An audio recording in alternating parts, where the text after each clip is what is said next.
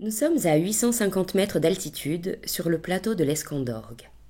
Fondé en 1992, l'Erhabling est un centre de retraite et d'études du bouddhisme tibétain. Il abrite une communauté monastique et laïque qui pratique le bouddhisme et travaille chaque jour à l'accueil d'un large public.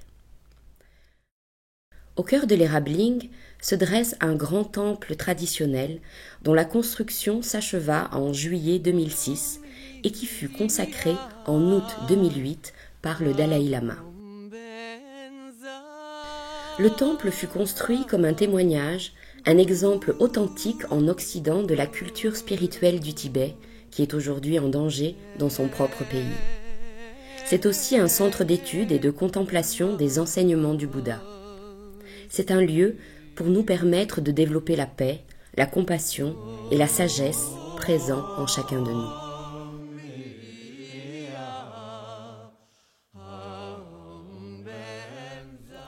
Pendant plus de 1000 ans, le Tibet se consacra entièrement à la pratique spirituelle. Alors que l'Occident maîtrisait les sciences et la technologie, le Tibet développait une science intérieure de l'esprit. Les monastères et les ermitages de l'Himalaya étaient les lieux privilégiés de cette recherche spirituelle. Lors de l'invasion du Tibet par la Chine, puis pendant la révolution culturelle, presque tous les monastères, les bibliothèques et les grands centres d'éducation furent rasés.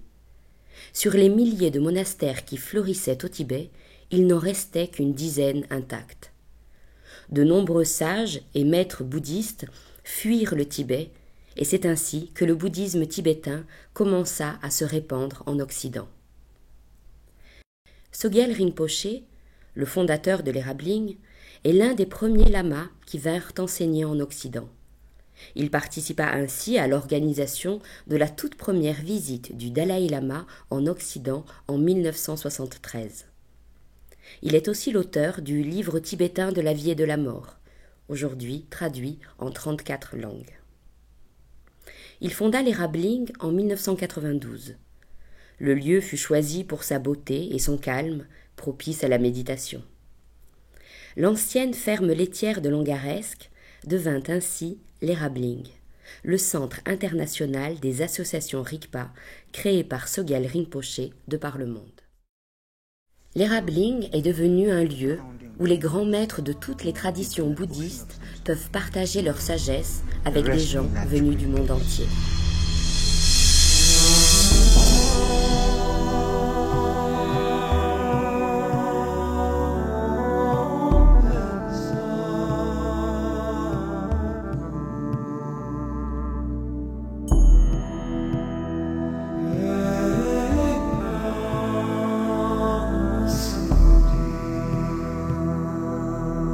Rest in natural great peace. Laissez reposer dans la grande paix naturelle.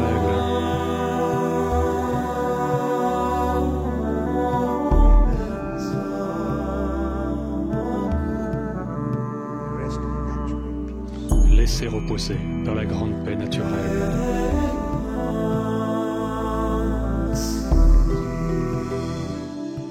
So, using Rinpoche in this wonderful point, Comme he le says, dit Nyoshulkan rest Rinpoché, in natural great peace. laissez reposer dans la grande This paix naturelle exhausted mind, cet esprit épuisé, beaten helplessly by karma, battu sans relâche par le karma et les pensées like névrotiques, the relentless fury semblable à la fureur implacable des vagues qui déferlent dans l'océan infini du rest in samsara. natural great peace.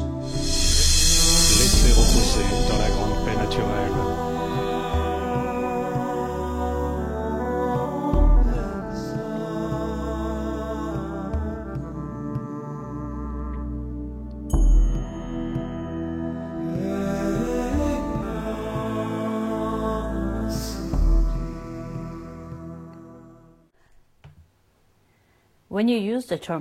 Lorsque vous utilisez le terme méditation en français, je pense que dans notre monde moderne, les gens ont toutes sortes d'idées qui vont d'apaiser l'esprit à quelque chose qui est appris de manière contemplative par des maîtres bouddhistes, des enseignements bouddhistes. Les gens ont beaucoup d'idées différentes, de définitions de la méditation et des conclusions auxquelles ils arrivent par eux-mêmes de ce que pourrait être la méditation. Mais d'une perspective bouddhiste, je pense que on ne peut pas réduire la méditation à une seule chose technique, car cela limiterait le potentiel de l'esprit humain, et la méditation a tout à faire avec le travail sur l'esprit.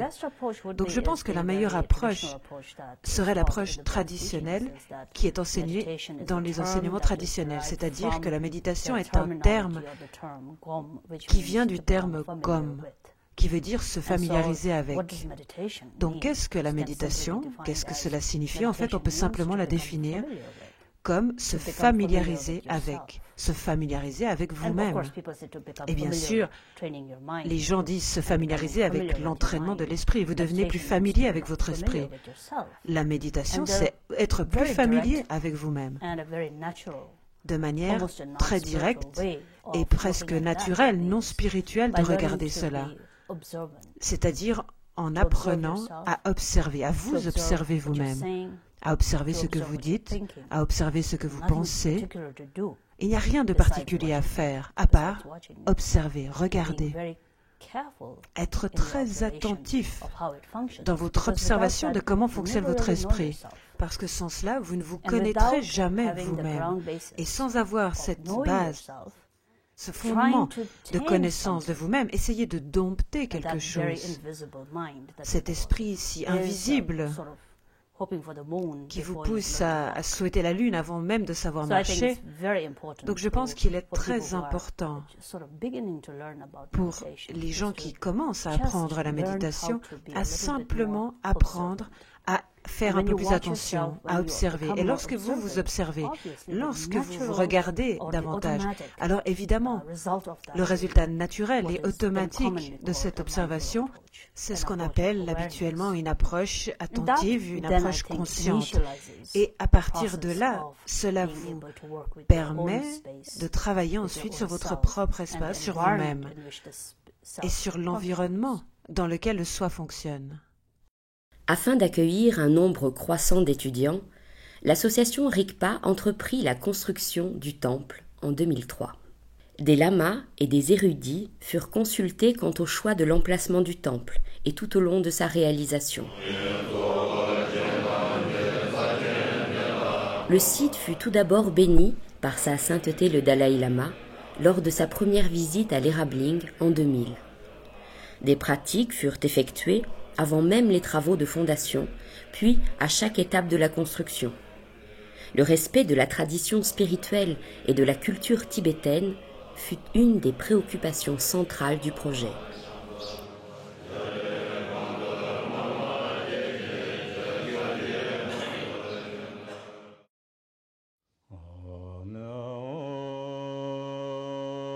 Les plans du temple firent l'objet de recherches minutieuses et s'inspirent des plus beaux exemples tibétains existant encore aujourd'hui dans l'Himalaya.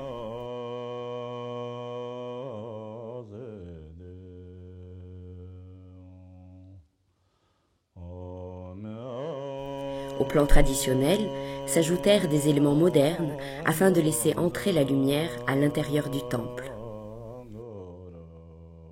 21 entreprises, venues de toute la France, mais principalement de l'Hérault et de l'Aveyron, travaillèrent sur le site.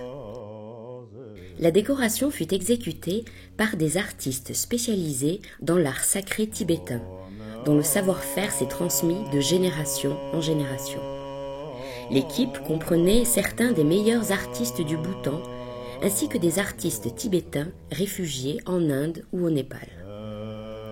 Ils sont restés plus d'une année sur place pour réaliser toutes les décorations, les fresques et les sculptures.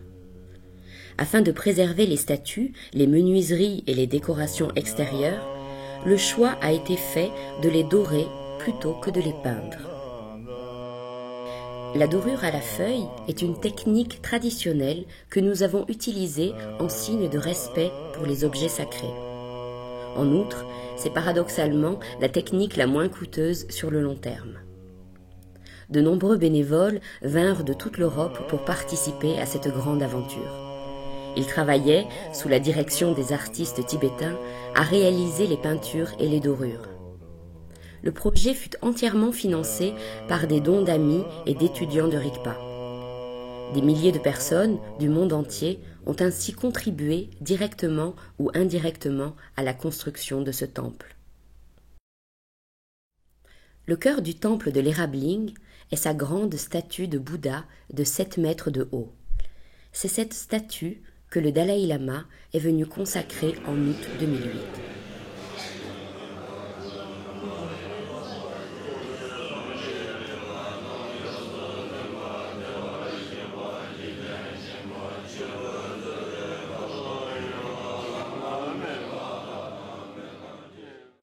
It is the exact replica C'est la réplique exacte de la of the most statue, holy image of Buddha, la statue la plus sacrée du Bouddha, which is in the place where Buddha became enlightened. qui se trouve à l'endroit où le Bouddha a atteint l'éveil, It's called Buddha Gaya in India. qu'on appelle Bodh As a Gaya result, en this Inde. image is the most holy image, Cette Buddha. statue est la plus sacrée du Bouddha revered by et elle est révérée all Buddhists. par tous les bouddhistes du monde entier.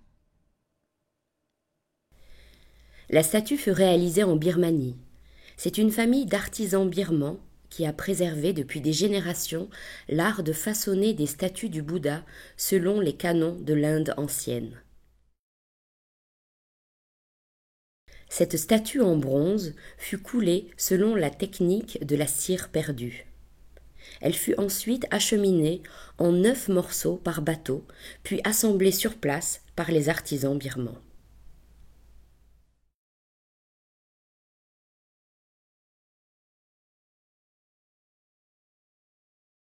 Le socle de la statue contient l'ensemble des paroles du Bouddha et des millions de mantras écrits sur des rouleaux de papier lavés à l'eau safranée et préparés avec grand soin par des moines.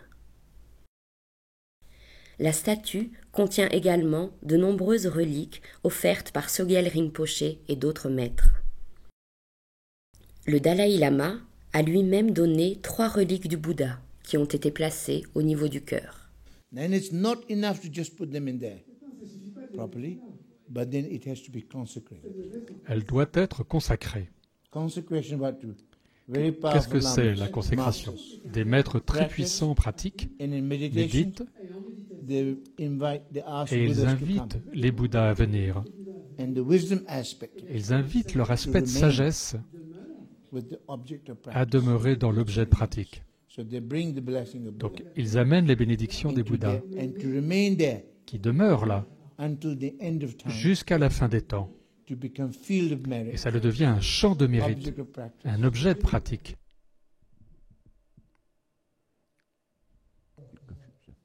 And as you sit here, Et tandis que vous êtes assis ici, dans la paix et la so sérénité, your mind, you see, is disarmed. votre esprit est désarmé. Negativity is diffused. La négativité est Pain, désamorcée. frustration is La souffrance, la frustration se dissolvent. finding your fundamental Et goodness. vous retrouvez votre bonté fondamentale, Kindness, la compassion, and gentillesse, la compassion, love. l'amour, Buddha embodies very much. tout ce qu'incarne le So Bouddha, just sitting there, juste en étant assis devant cette statue.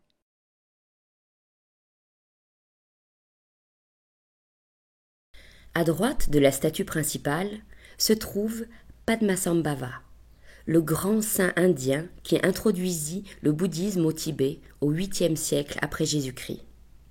Et à gauche, Avalokiteshvara, le Bouddha de la compassion. Ces 2 statues furent réalisées en terre crue, puis dorées à la feuille. 2 statues se distinguent des autres car elles ont été réalisées par les artistes du musée Grévin. Elles représentent 2 des plus grands maîtres du XXe siècle. Les 2 autels latéraux contiennent 1000 statues de Bouddha. Toutes les œuvres d'art, les statues, les peintures, mais aussi les éléments décoratifs sur les murs et sur les toits ont une signification symbolique. Ces ornements du toit, par exemple, sont appelés bannières de victoire. Ils symbolisent la victoire des enseignements du Bouddha sur les émotions négatives. Le résultat est sans doute l'un des exemples les plus authentiques d'art et d'architecture bouddhiste tibétaine en Occident. Au rez-de-chaussée, le temple principal peut accueillir 1000 personnes. Au premier étage se trouvent 2 temples, ainsi qu'une bibliothèque. Au deuxième étage, des logements pour les maîtres invités et au centre, 3 temples plus petits destinés à accueillir de nombreuses reliques et objets sacrés. L'Erabling signifie le lieu de l'activité éveillée. C'est un lieu de retraite et de méditation. Chaque jour, la communauté monastique et laïque et les personnes venues en retraite méditent et prient pour le monde.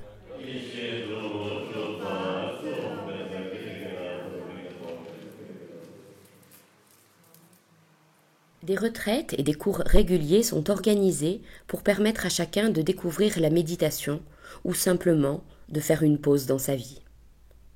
De nombreux maîtres viennent enseigner lors de week-ends ou d'événements plus longs. Les enseignements donnés sont enregistrés puis traduits en plusieurs langues. Ils sont ensuite utilisés dans les centres Rigpa de par le monde. L'Erabling accueille également un collège d'études où sont traduits et étudiés des textes traditionnels tibétains. Enfin, l'Erabling organise des forums pour les professionnels de tous les domaines de notre société, éducation, santé, monde des affaires. Vous allez maintenant pouvoir profiter à votre rythme du temple et de ses abords. Les drapeaux le long de la route sont imprimés de prières. Lorsque le vent les traverse, il répand les bénédictions aux alentours.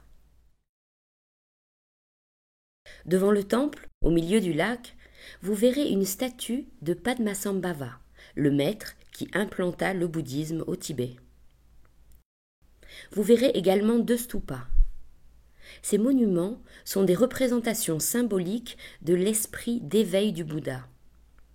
Le plus grand stupa contient les reliques de Khandro Tsering Chodron, un grand maître féminin qui a passé les dernières années de sa vie à l'Erabling. Les statues sur la pelouse représentent les 8 grands bodhisattvas. Merci de ne pas toucher tous ces objets sacrés, ni les peintures et décorations du temple. Toute la communauté de l'Erabling est très heureuse de partager ce lieu avec vous. Nous vous souhaitons à tous une visite agréable et inspirante.